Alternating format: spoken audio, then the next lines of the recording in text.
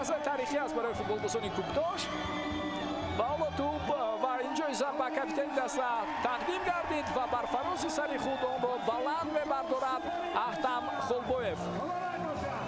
بار دیگر تبریک میگوییم به دست آوردن این جایزه را به فوتبالبازان دسته کوکتاش.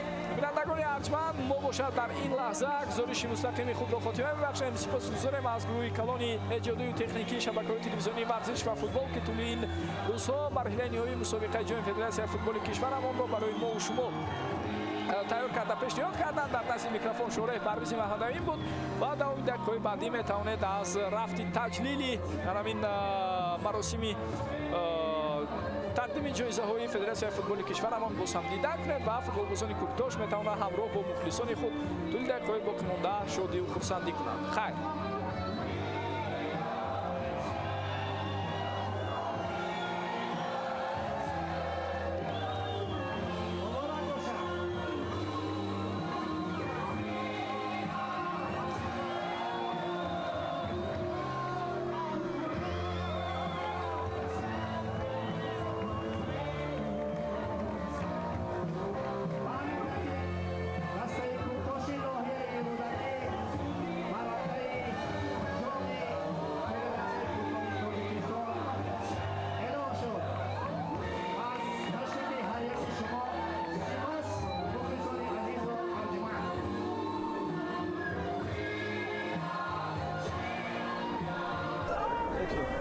خب غلبه مبارک باشد برای کوکتاش. سال دوم است که در فینال جام فدراسیون فوتبال تاجیکستان بازی میکند و امسال غلبه کردن.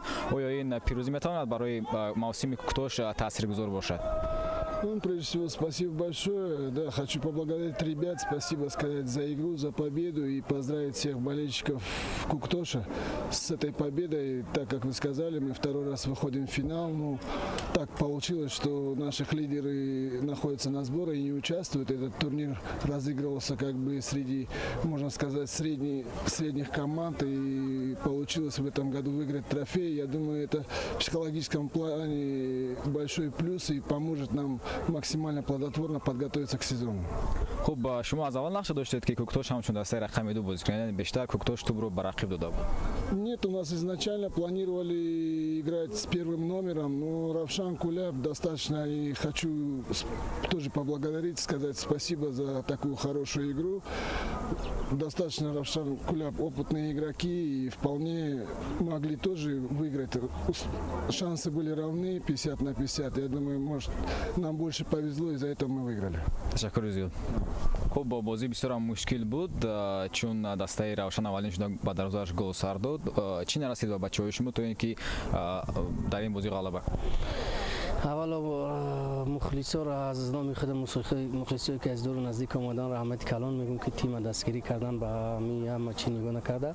بعداً خیلی که معلوم بود ما گل اول رو سر دادیم، با ما خیلی مشکل شد که رالی مقصد هجوم کننده را بازی کردیم که ما خطایی خیلی بسیار بود.